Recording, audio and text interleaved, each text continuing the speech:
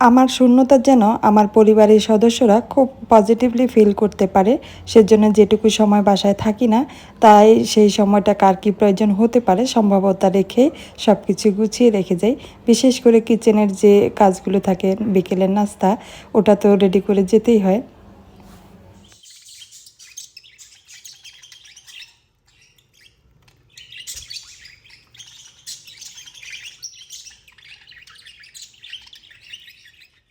আসসালামু আলাইকুম।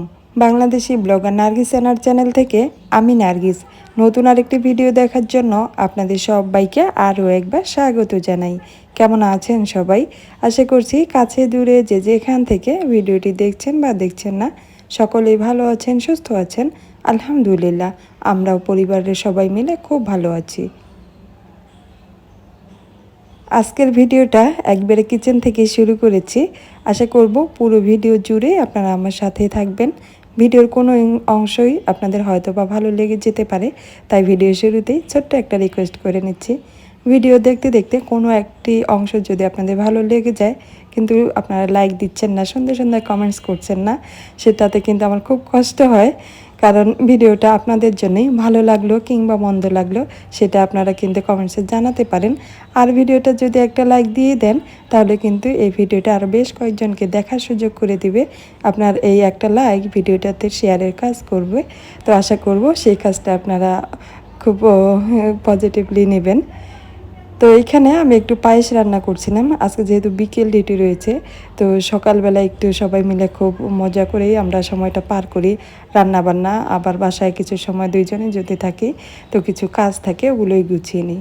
তো ভিডিওটা আমি শেষ থেকেই শুরু করেছি, ফুটেজটা কিছু দেখতে ভালো লাগার জন্য। তো পায়েসটা কিন্তু সব কিছু রান্নাবান্না শেষ করার পরেই করেছি।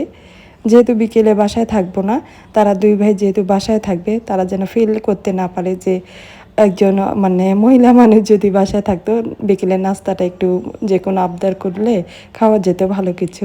তো সেটা মনে করেই ভাবলাম যে একটু পায়েস রান্না করে যাই। আপনাদের ভাইয়া আমার দেবর দুইজনে পায়েসটাও বেশ পছন্দ করে, আর অনেক দিন থেকে তাদেরকে রান্না করে দেওয়া হচ্ছে না, তো ভাবলাম ঝটপট একটু পায়েস রান্না করে দেই।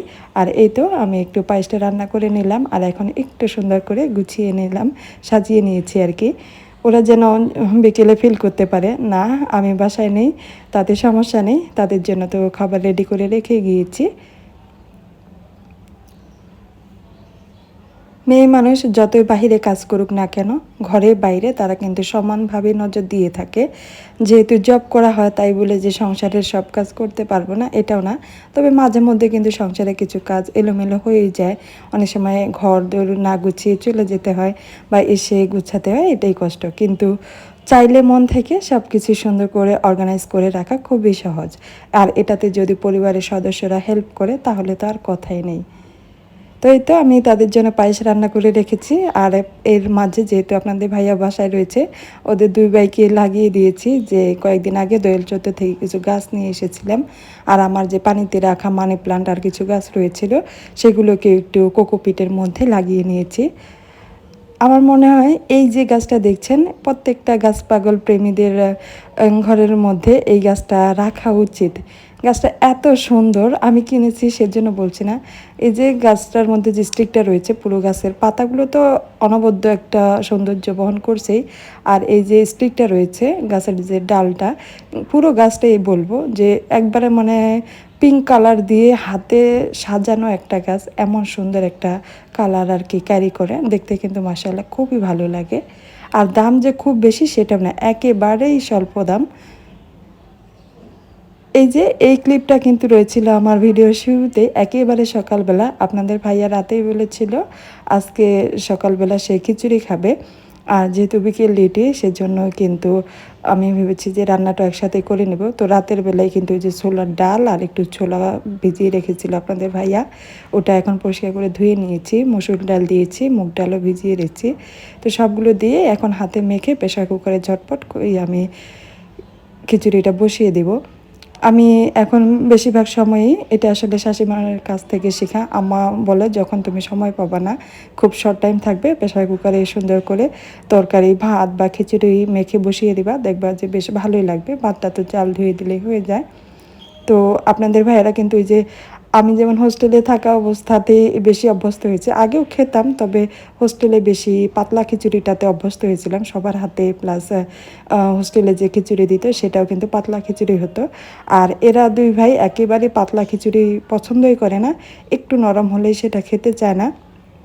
আর প্রেশার কুকারে একটু পরিমাণ মতো পানি দিয়ে 3টা বা 2টো সিটি দিলে সুন্দর দেখা যায় যে একবারে ঝরঝরে একটা খিচুড়ি হয়, সেটা তাদের খুব পছন্দ।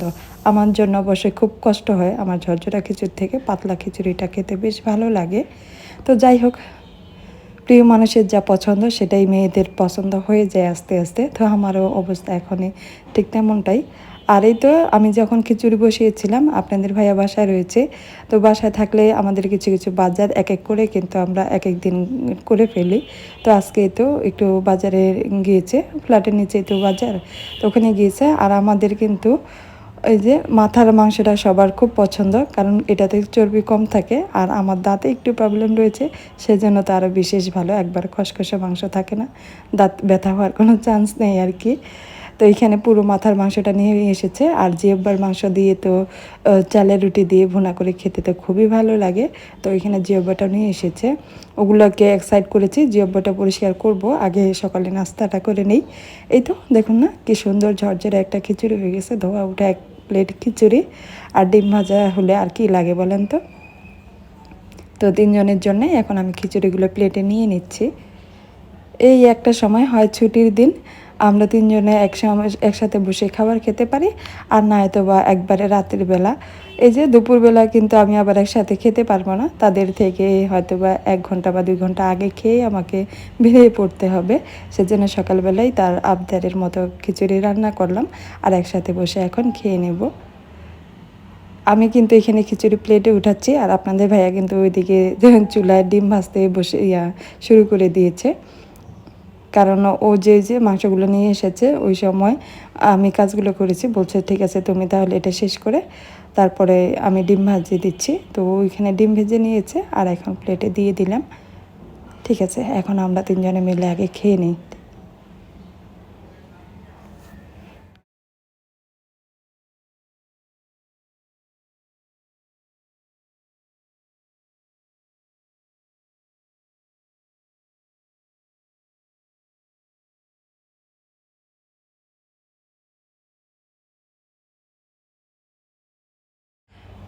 খাওয়া দাওয়া শেষ করে আপনাদের ভাইয়াকে আরেকটা কাজে লাগিয়ে দিয়েছি।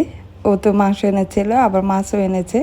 তো আমি এখানে যেহেতু রান্নাবান্না করব, রান্নাবান্না অলরেডি শুরু করে দিয়েছি। এই যে মগজটা ছিল ওটা ভুনা করব, আর ছোট মাছ যে আলু এক সকালবেলায় কেটে রেখেছি ওটা অলরেডি ভুনা করে নিয়েছি। তো আপনাদের ভাইয়া বলছে যে ঠিক আছে তুমি রান্না করো আর আমি একটু হেল্প করি। ও আসলে মাছগুলো ধুয়ে দিচ্ছে।